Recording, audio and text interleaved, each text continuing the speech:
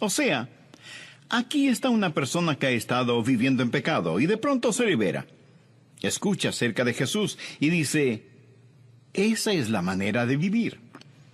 Empieza una nueva página en su vida, pero, como lo vamos a ver, nunca recibe una nueva vida. Han escapado de la contaminación del mundo, pero no dicen que son salvos, no dicen que están rumbo al cielo. Han escapado de la contaminación del mundo por el conocimiento de nuestro Señor y Salvador Jesucristo. En otras palabras, han escuchado el Evangelio, saben acerca del Señor Jesucristo, pero se han vuelto a enredar en las cosas del mundo. Detengámonos un instante en la palabra enredar. Literalmente significa tejer algo siguiendo un patrón. Y lo que sucede es esto. Esta gente se está enredando, se está metiendo más y más profundamente en la esclavitud al seguir a ciertos falsos maestros. Y de lo que habla aquí el apóstol Pedro está relacionado con estos falsos maestros. Ellos en realidad nunca han aprendido lo que es ser salvo, ser nacido de nuevo. Y se enredan ellos mismos. Enredan sus corazones y mentes en ciertas filosofías, ciertas medias verdades, sin conocer nunca el Evangelio de la gracia.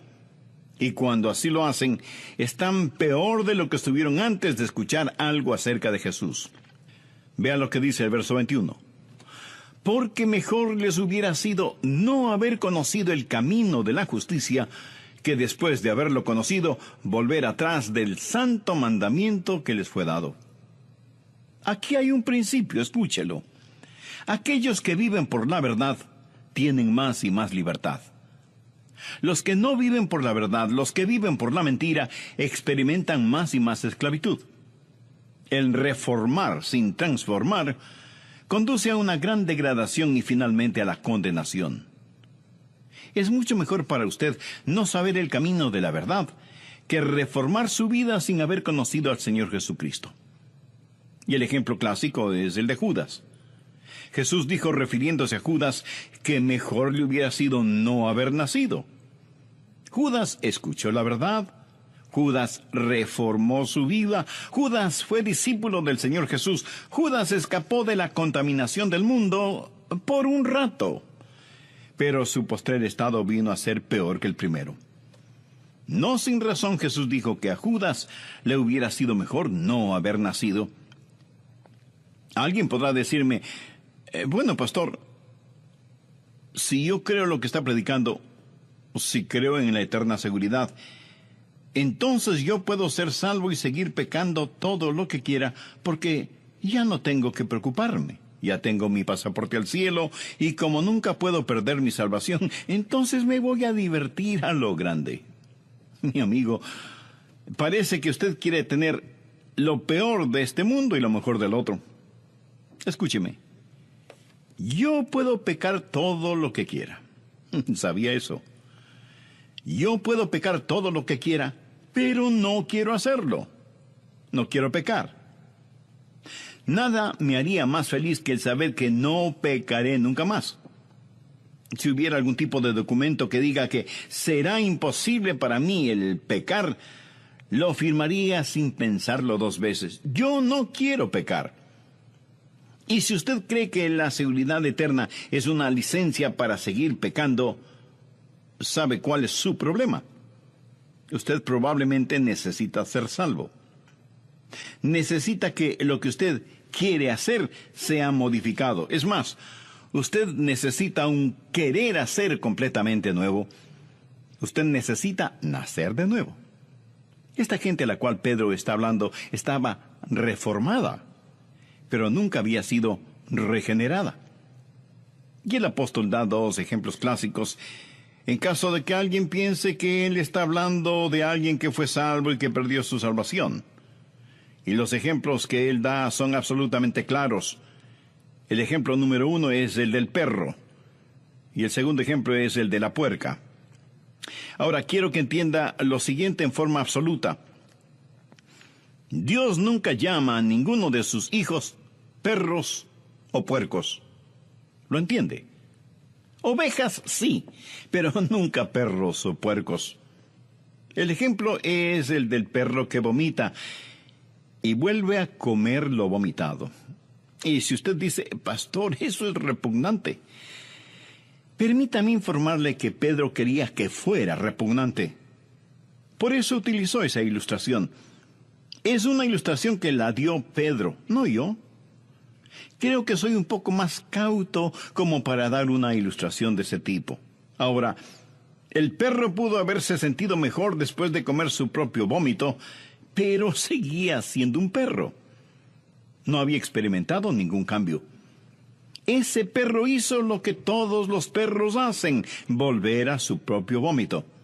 La segunda ilustración que Pedro utiliza tiene que ver con un puerco, cerdo, cochino, marrano o como le llamen en su país. La Biblia habla de una puerca. Pedro aquí se vuelve un maestro clásico. El perro se siente mejor, el puerco luce mejor, pero ninguno de los dos ha cambiado en nada. Dios nunca llama a ninguno de sus hijos un perro o un puerco, porque ninguno de los dos ha sido esencial o eternamente cambiado. ¿Recuerda la historia del hijo pródigo? ¿Ha escuchado alguna vez la historia del perro pródigo o del puerco pródigo? No, ¿verdad? En la Biblia solo encontramos la historia del hijo pródigo. Y se la voy a repetir, pero haciendo mi propia paráfrasis.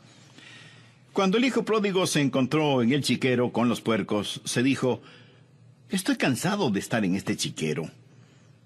No fui hecho para vivir entre puercos. Me levantaré e iré a mi padre. Y uno de los puercos le preguntó: ¿y qué tiene tu padre? Oh, mi padre tiene una casa hermosa y tenemos siervos. Mi madre hace ricas comidas y yo tengo mi propio dormitorio y mi baño. Así que me levantaré e iré a casa de mi padre. Y el puerco dijo: eso suena muy interesante. ¿Te importa si voy contigo? El joven le dijo que no le importaba, y así el hijo pródigo y el puerco pródigo empezaron su viaje. Y el padre vio a su hijo regresando a casa y le dijo: bienvenido a casa, hijo.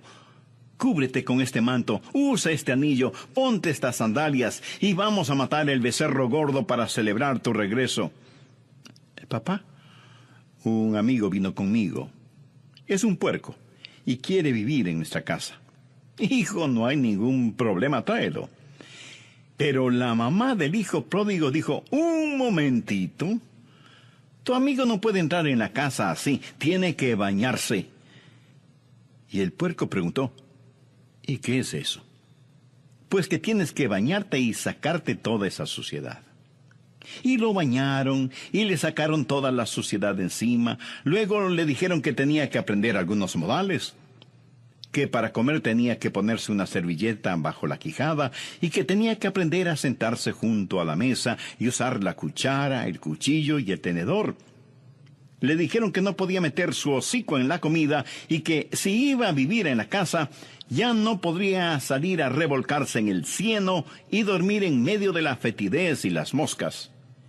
Y que cada noche antes de dormir en una suave cama tenía que bañarse. Mi amigo, ¿por cuánto tiempo cree usted que el puerco hizo todo eso? Por muy poco tiempo. Un día el puerco dijo: me levantaré e iré a mi padre. Regresaré a mi chiquero. No me gusta esto. Por supuesto que no le gustaba. No pertenecía a esa casa. Pertenecía en el chiquero. El Hijo de Dios no pertenece en un chiquero. Pertenece en la casa de su padre. Es así de sencillo. Es así de simple. El puerco lavado regresa al cieno. Pedro está hablando de reforma sin regeneración. Cualquier reforma sin regeneración hace a una persona peor de lo que era antes. Ahora veamos Mateo capítulo 24. Este es otro pasaje que la gente usa frecuentemente para tratar de probar que si somos salvos podemos perder nuestra salvación. Mateo 24, los versos del 11 al 13.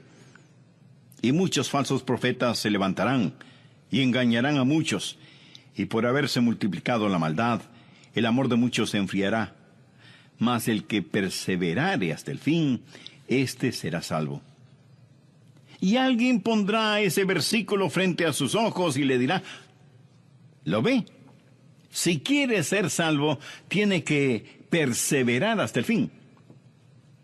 Es increíble cómo muchas personas miran las cosas 180 grados fuera de foco y dicen que para ser salvo hay que perseverar hasta el fin.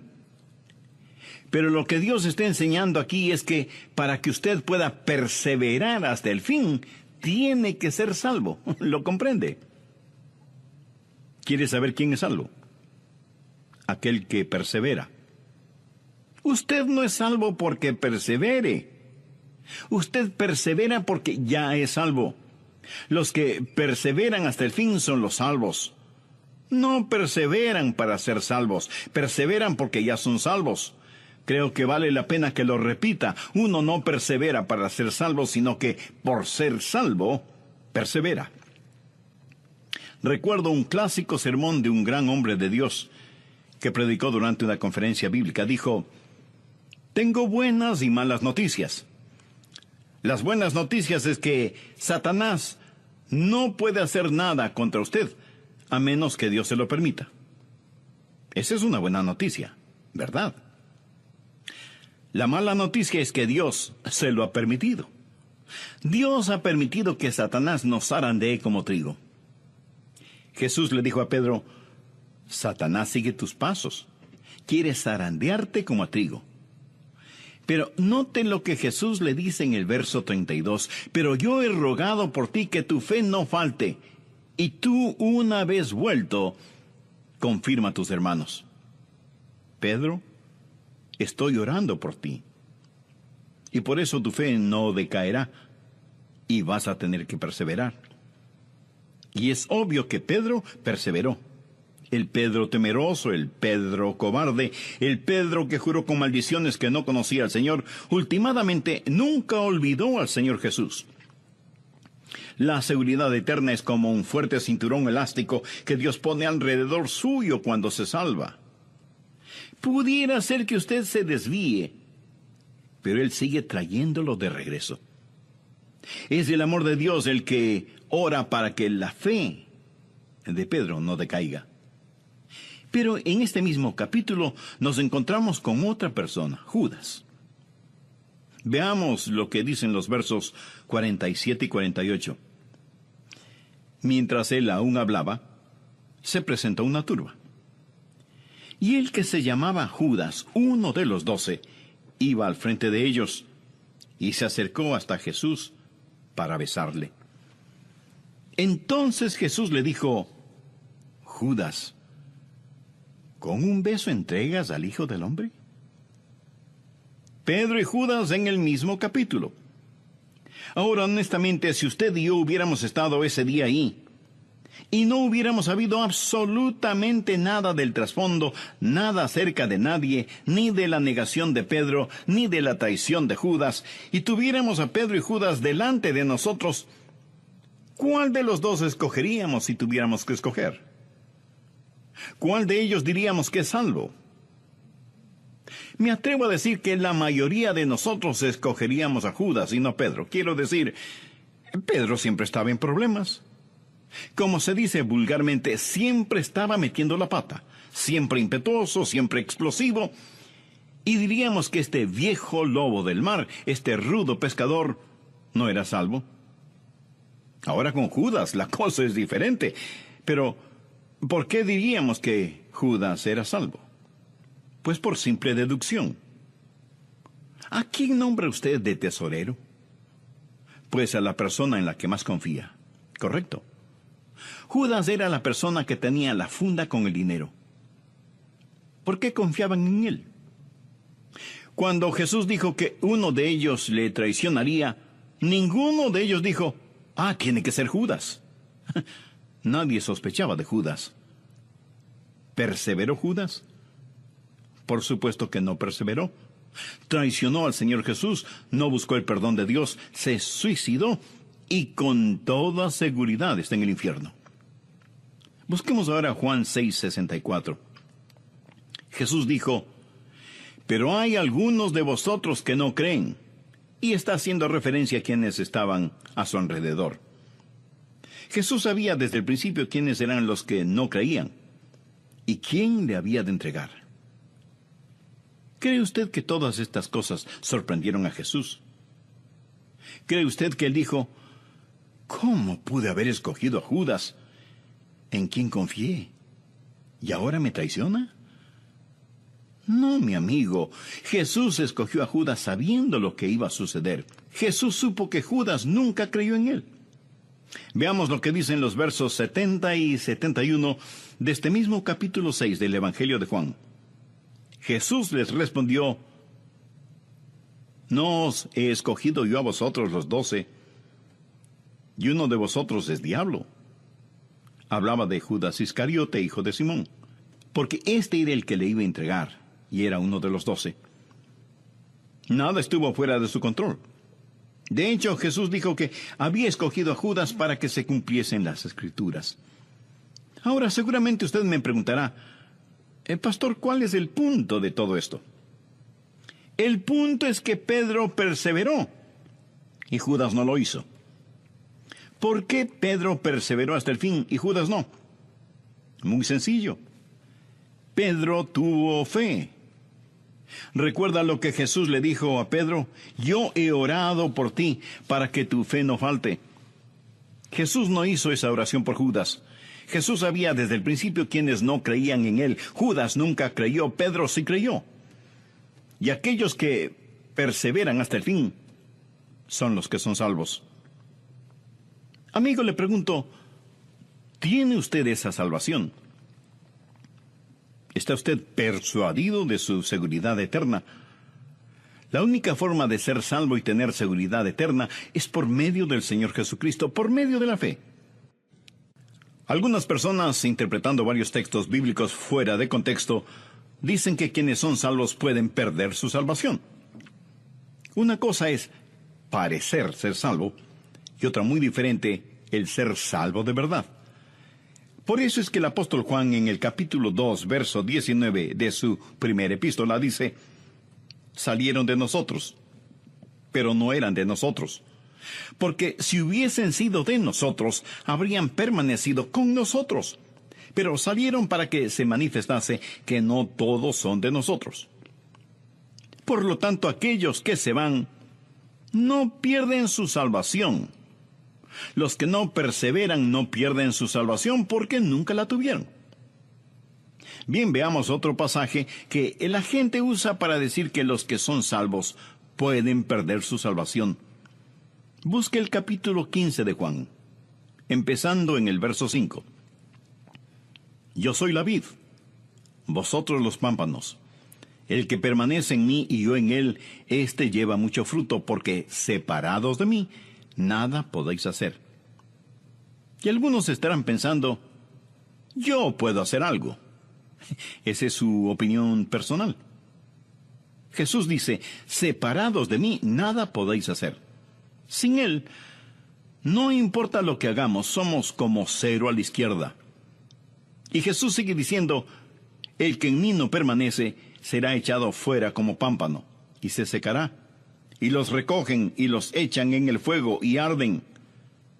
Si permanecéis en mí y mis palabras permanecen en vosotros, pedid todo lo que queréis, y os será hecho.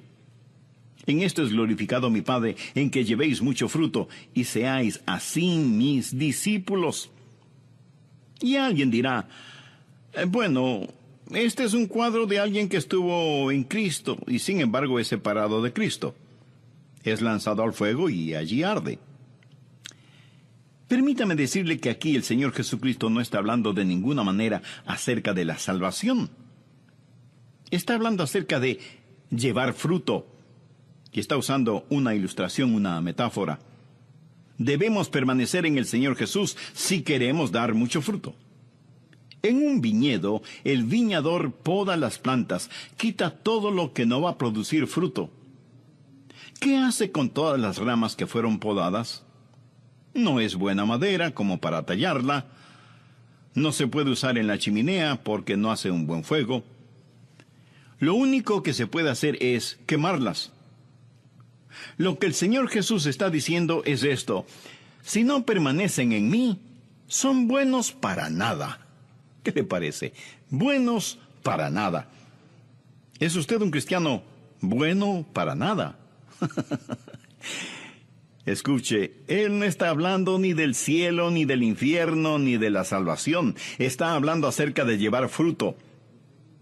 Es lo mismo que el apóstol dijo: no quiero ser un inútil, una persona buena para nada.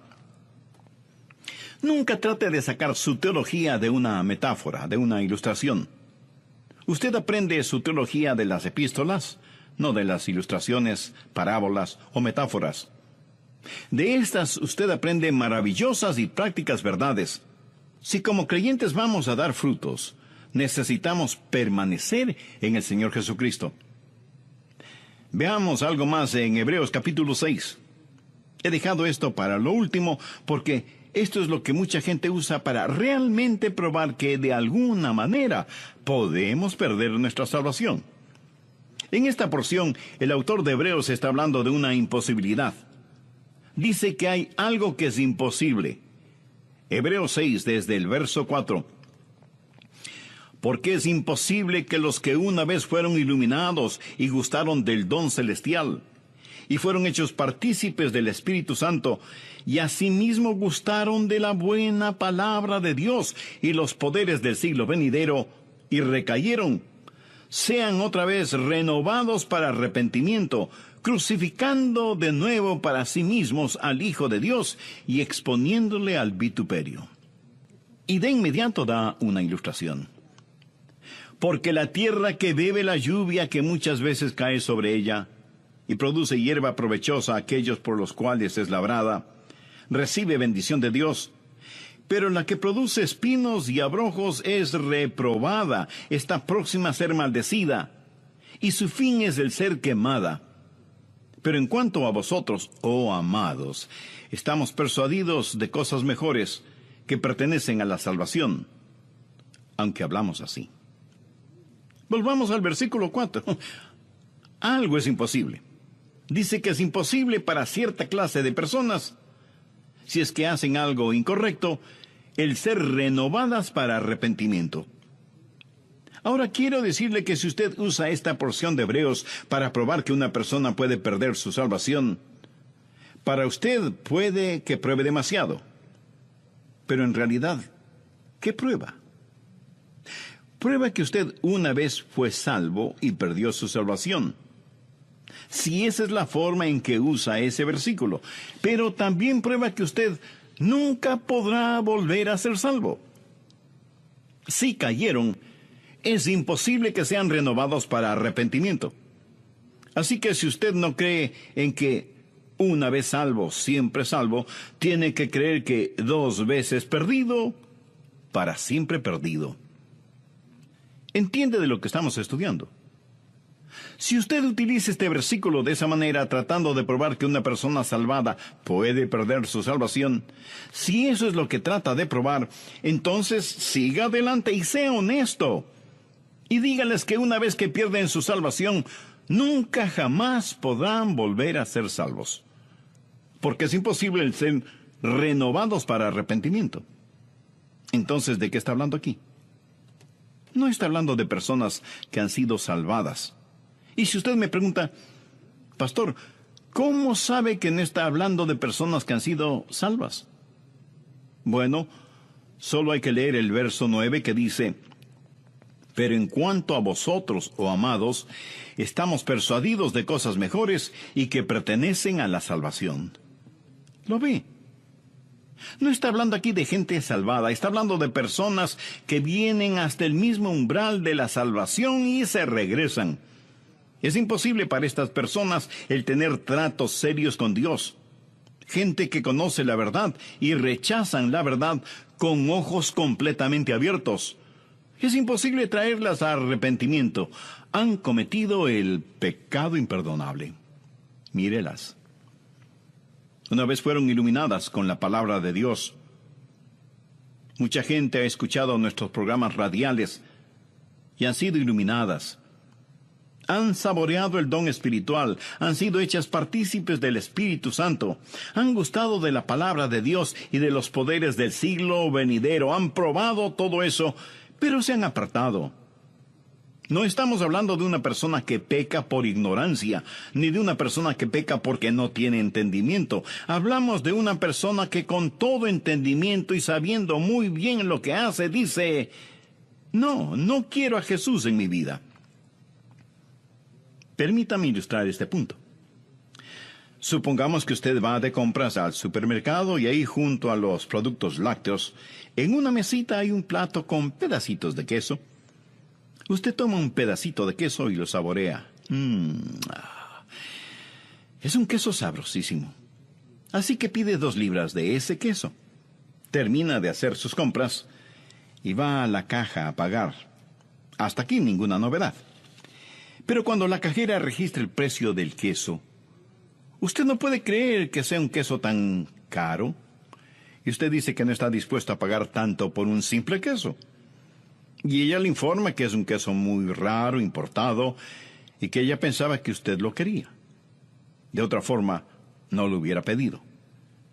Y usted le dice que efectivamente lo quería, pero no sabía que era tan caro, y que no estaba dispuesto a pagar tanto, por muy raro e importado que fuera el queso. Y no lo compra. Bien. Aquí está un individuo que probó ese queso raro y delicioso, lo saboreó en su boca con todas sus glándulas gustativas, sabe que nunca antes había saboreado algo tan exquisito, pero no está dispuesto a pagar lo que vale, y lo deja. Lo rechaza voluntariamente sabiendo muy bien lo que hace, y ese es su privilegio. Nadie le obliga a comprarlo, pero recuerde, tampoco nadie le obligó a probarlo. Ahora en Hebreos encontramos una ilustración, y me fascinan las ilustraciones de la Biblia que lo aclaran todo. Leamos nuevamente Hebreos 6, los versos 7 y 8. Porque la tierra que vive la lluvia que muchas veces cae sobre ella, y produce hierba provechosa a aquellos por los cuales es labrada, recibe bendición de Dios. Pero la que produce espinos y abrojos es reprobada, está próxima a ser maldecida, y su fin es el ser quemada. Bien, ahora vamos a usar nuestra imaginación santificada. Suponga un lote de terreno sembrado con una clase de semilla, y al otro lado, otro lote de terreno con otra clase de semilla. Los 2 lotes están separados por una cerca. La lluvia cae sobre ambos lotes. Recuerde que Dios hace que llueva sobre justos e injustos. Y el sol también se derrama sobre ambos lotes. Y los 2 lotes de terreno reciben las caricias de la brisa, tanto como la impetuosidad de los vientos. El un terreno comienza a producir magníficos frutos, pero el otro terreno solo produce espinas y abrojos. La misma tierra, la misma lluvia, el mismo sol, los mismos vientos, pero hay una gran diferencia en lo que producen ambos terrenos. ¿Cuál es la diferencia? La semilla. En un lado, magníficos frutos. En el otro lado, cardos y espinas. Bien, de inmediato usted me preguntará, pastor, ¿y cuál es la aplicación? Escuche con atención. Los miles de oyentes de este programa, todos están escuchando ahora este mismo sermón. Lo oyen y, por así decirlo, pueden saborear la buena palabra de Dios. El Santo Espíritu de Dios trabaja en ambos lados. Y algunos de los que escuchan dirán, sí, a Jesús. Pero otros, en cambio, le dirán, no. Algunos producirán buenos frutos. Otros producirán espinos y abrojos. Esto no depende ni del sol, ni de la lluvia, ni de los vientos. No depende ni siquiera del terreno. Todo depende de la semilla que está en el corazón. El libro de Hebreos fue escrito para los judíos. Y habla de los judíos que estaban abandonando sus viejos caminos para caminar en el nuevo camino. Estaban saliendo de la antigua dispensación, la legislación del Antiguo Testamento, hacia un nuevo camino. Pero muchos de estos judíos y muchos de los primeros discípulos que vinieron al nuevo camino tuvieron que darle la espalda a las cosas antiguas. Y cuando así lo hicieron, fueron perseguidos y muchos de ellos fueron condenados a muerte. Y francamente, como el hombre que compró el queso, no quisieron pagar el precio. Así que le dieron la espalda al Señor Jesús. Lo habían probado, lo habían comido, lo conocían, sabían del Espíritu Santo, estuvieron en la sinagoga, habían escuchado la lectura de las Escrituras, habían escuchado el testimonio de los apóstoles, habían visto las vidas cambiadas. Todo lo habían visto. Pero el libro de Hebreos fue escrito para aquellos que tienen la tendencia de regresar a su antiguo judaísmo, a sus viejos caminos. Aquí están dos judíos. El uno es un genuino creyente, el otro no lo es, nunca ha sido salvo. Él tiene mucha influencia, pero nunca ha sido salvo. Y alguien con autoridad viene y les dice, veo que son seguidores de Jesús de Nazaret, ¿es cierto? Y ambos hombres contestan que sí. Y les dice, quiero que sepan que si persisten en seguir a Jesús, encontrarán la muerte. ¿Lo entienden? Y el verdadero creyente responde, estoy listo a morir. Si usted lee el capítulo 11 de Hebreos, sabrá que en verdad muchos creyentes fueron asesinados. Si tengo que morir violentamente, pues moriré. Pero jamás negaré a mi Señor Jesucristo. El otro hombre contestó, mire, esto es solo religión después de todo. No hay nada que me impide el volver a mis viejos caminos, que eran bastante buenos. Voy a volver a mi antigua vida, pero no me mate. ¿Cómo saber que este hombre hablaba en serio? Había una manera de comprobarlo. Llevarían a este hombre a un chiquero, en donde matarían un puerco, y la sangre del puerco se derramaría por el suelo, y le dirían al hombre, escupe sobre esa sangre, y di que la igualas a la sangre de Jesús de Nazaret. Pisa sobre ella y di que eso es lo que piensas de la sangre de Jesús. Solo entonces podrás volver a tus viejos caminos. Y eso fue exactamente lo que el hombre hizo, para volver a su antigua manera de vivir. Él supo lo que estaba haciendo, pero estaba más interesado en salvar su propia vida. Había saboreado, sus ojos habían sido abiertos, había sido iluminado, pero no quiso pagar el precio. ¿Sabe lo que él hizo cuando hizo lo que hizo? Cometió el pecado imperdonable, por lo tanto es condenado y en camino al infierno. Es imposible renovarlo para arrepentimiento. Hebreos 6 dice, es imposible que quienes recayeron sean otra vez renovados para arrepentimiento, crucificando de nuevo para sí mismos al Hijo de Dios y exponiéndole al vituperio. Ellos hicieron esto, a pesar del Espíritu de gracia. Quiero hacer énfasis que no se está hablando de una persona salva que haga esto. Un verdadero creyente jamás lo hará. Yo no podría hacerlo. Espero que usted no pueda hacerlo.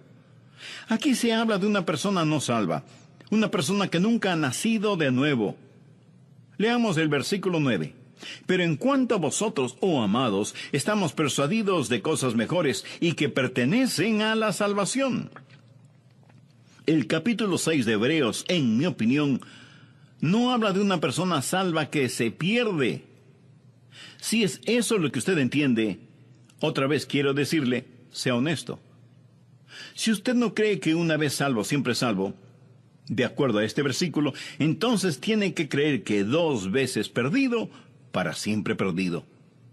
Porque es imposible para tales personas traerlas para una renovación de arrepentimiento. Y si alguien me pregunta, Pastor Rogers, si lo que dice es verdad, entonces, ¿qué del pecado en la vida de un hijo de Dios? Bien, Dios puede disciplinarlos, pero no para probar que están perdidos, sino para probar que son salvos.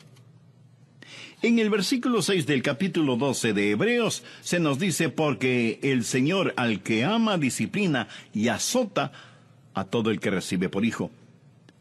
Cuando mi papá me disciplinaba, no era porque no me amaba.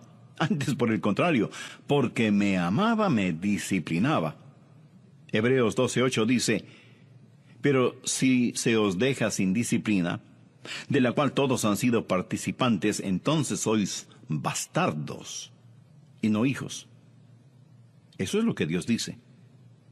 ¿Qué significa todo esto para usted? Bueno, si usted es un hijo o una hija de Dios, ¿sabe que es salvo o salva? Entonces regocíjese, descanse en el amor de Dios y con genuina gratitud sírvale todos los días de su vida por haberle dado tan maravillosa salvación. Y si usted que me escucha hoy todavía no es salvo, ¿por qué no hace esa importante decisión ahora mismo? Si tiene ese deseo en su corazón, repita conmigo esta oración. Querido Dios, soy religioso, pero en verdad no tengo la seguridad de ser salvo y quiero tenerla. Por eso te pido que perdones mis pecados y transformes mi vida. Señor Jesús, tú eres el bendito Hijo de Dios que diste tu vida para salvarme. Fin, este será salvo. Y alguien pondrá ese versículo frente a sus ojos y le dirá: ¿lo ve? Si quiere ser salvo, tiene que perseverar hasta el fin. Es increíble cómo muchas personas miran las cosas 180 grados fuera de foco y dicen que para ser salvo hay que perseverar hasta el fin. Pero lo que Dios está enseñando aquí es que para que usted pueda perseverar hasta el fin, tiene que ser salvo. ¿Lo comprende? ¿Quiere saber quién es salvo? Aquel que persevera. Usted no es salvo porque persevere. Usted persevera porque ya es salvo. Los que perseveran hasta el fin son los salvos. No perseveran para ser salvos, perseveran porque ya son salvos. Creo que vale la pena que lo repita. Uno no persevera para ser salvo, sino que por ser salvo, persevera. Recuerdo un clásico sermón de un gran hombre de Dios que predicó durante una conferencia bíblica. Dijo: tengo buenas y malas noticias. Las buenas noticias es que Satanás no puede hacer nada contra usted, a menos que Dios se lo permita. Esa es una buena noticia, ¿verdad? La mala noticia es que Dios se lo ha permitido. Dios ha permitido que Satanás nos zarandee como trigo. Jesús le dijo a Pedro: Satanás sigue tus pasos, quiere zarandearte como a trigo. Pero note lo que Jesús le dice en el verso 32. Pero yo he rogado por ti que tu fe no falte, y tú, una vez vuelto, confirma a tus hermanos. Pedro, estoy orando por ti. Y por eso tu fe no decaerá, y vas a tener que perseverar. Y es obvio que Pedro perseveró. El Pedro temeroso, el Pedro cobarde, el Pedro que juró con maldiciones que no conocía al Señor, últimamente nunca olvidó al Señor Jesús. La seguridad eterna es como un fuerte cinturón elástico que Dios pone alrededor suyo cuando se salva. Pudiera ser que usted se desvíe, pero Él sigue trayéndolo de regreso. Es el amor de Dios el que ora para que la fe de Pedro no decaiga. Pero en este mismo capítulo nos encontramos con otra persona, Judas. Veamos lo que dicen los versos 47 y 48. Mientras él aún hablaba, se presentó una turba. Y el que se llamaba Judas, uno de los 12, iba al frente de ellos y se acercó hasta Jesús para besarle. Entonces Jesús le dijo: Judas, ¿con un beso entregas al Hijo del Hombre? Pedro y Judas en el mismo capítulo. Ahora, honestamente, si usted y yo hubiéramos estado ese día ahí, y no hubiéramos sabido absolutamente nada del trasfondo, nada acerca de nadie, ni de la negación de Pedro, ni de la traición de Judas, y tuviéramos a Pedro y Judas delante de nosotros, ¿cuál de los dos escogeríamos si tuviéramos que escoger? ¿Cuál de ellos diríamos que es salvo? Me atrevo a decir que la mayoría de nosotros escogeríamos a Judas y no a Pedro. Quiero decir, Pedro siempre estaba en problemas. Como se dice vulgarmente, siempre estaba metiendo la pata, siempre impetuoso, siempre explosivo. Y diríamos que este viejo lobo del mar, este rudo pescador, no era salvo. Ahora con Judas la cosa es diferente. Pero, ¿por qué diríamos que Judas era salvo? Pues por simple deducción. ¿A quién nombra usted de tesorero? Pues a la persona en la que más confía. Correcto. Judas era la persona que tenía la funda con el dinero. ¿Por qué confiaban en él? Cuando Jesús dijo que uno de ellos le traicionaría, ninguno de ellos dijo, tiene que ser Judas. Nadie sospechaba de Judas. ¿Perseveró Judas? Por supuesto que no perseveró. Traicionó al Señor Jesús, no buscó el perdón de Dios, se suicidó y con toda seguridad está en el infierno. Busquemos ahora Juan 6:64. Jesús dijo, pero hay algunos de vosotros que no creen, y está haciendo referencia a quienes estaban a su alrededor. Jesús sabía desde el principio quiénes eran los que no creían y quién le había de entregar. ¿Cree usted que todas estas cosas sorprendieron a Jesús? ¿Cree usted que él dijo, ¿cómo pude haber escogido a Judas, en quien confié, y ahora me traiciona? No, mi amigo, Jesús escogió a Judas sabiendo lo que iba a suceder. Jesús supo que Judas nunca creyó en él.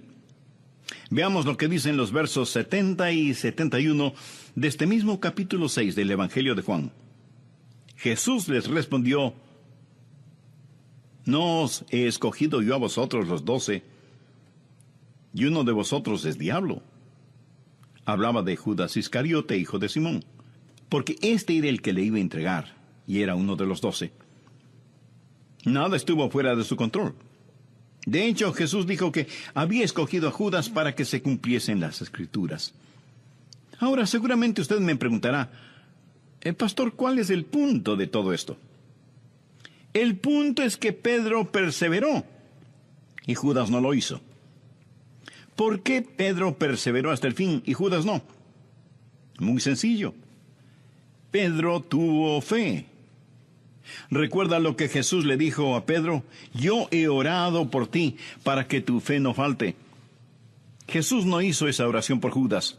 Jesús sabía desde el principio quienes no creían en él. Judas nunca creyó, Pedro sí creyó. Y aquellos que perseveran hasta el fin son los que son salvos. Amigo, le pregunto, ¿tiene usted esa salvación? ¿Está usted persuadido de su seguridad eterna? La única forma de ser salvo y tener seguridad eterna es por medio del Señor Jesucristo, por medio de la fe.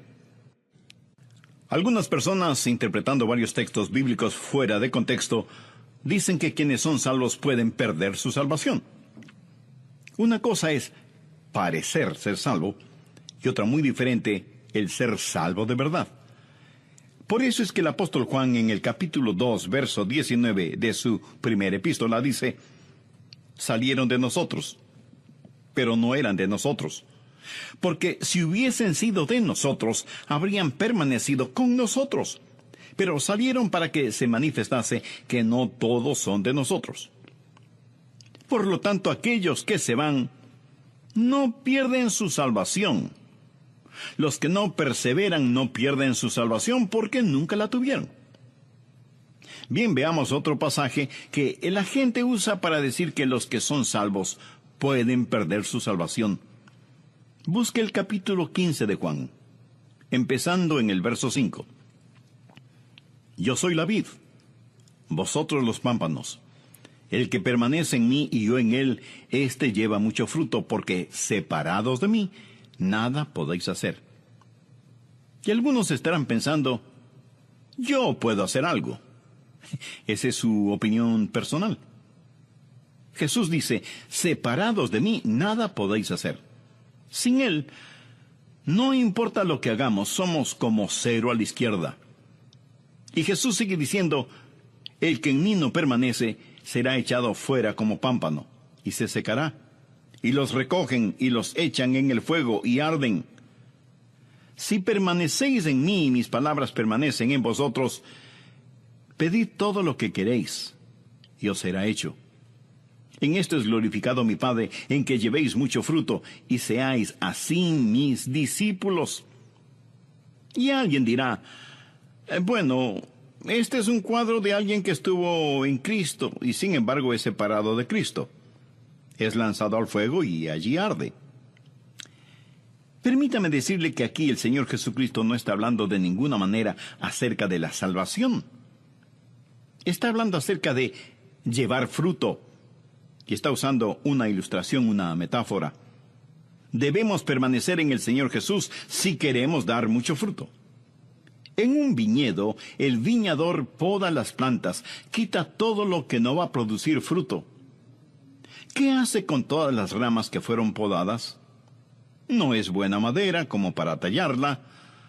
No se puede usar en la chimenea porque no hace un buen fuego. Lo único que se puede hacer es quemarlas. Lo que el Señor Jesús está diciendo es esto: si no permanecen en mí, son buenos para nada. ¿Qué le parece? Buenos para nada. ¿Es usted un cristiano bueno para nada? Escuche, Él no está hablando ni del cielo, ni del infierno, ni de la salvación. Está hablando acerca de llevar fruto. Es lo mismo que el apóstol dijo: no quiero ser un inútil, una persona buena para nada. Nunca trate de sacar su teología de una metáfora, de una ilustración. Usted aprende su teología de las epístolas, no de las ilustraciones, parábolas o metáforas. De estas usted aprende maravillosas y prácticas verdades. Si como creyentes vamos a dar frutos, necesitamos permanecer en el Señor Jesucristo. Veamos algo más en Hebreos capítulo 6. He dejado esto para lo último porque esto es lo que mucha gente usa para realmente probar que de alguna manera podemos perder nuestra salvación. En esta porción, el autor de Hebreos está hablando de una imposibilidad. Dice que hay algo que es imposible. Hebreos 6, desde el verso 4. Porque es imposible que los que una vez fueron iluminados y gustaron del don celestial, y fueron hechos partícipes del Espíritu Santo, y asimismo gustaron de la buena palabra de Dios y los poderes del siglo venidero, y recayeron, sean otra vez renovados para arrepentimiento, crucificando de nuevo para sí mismos al Hijo de Dios y exponiéndole al vituperio.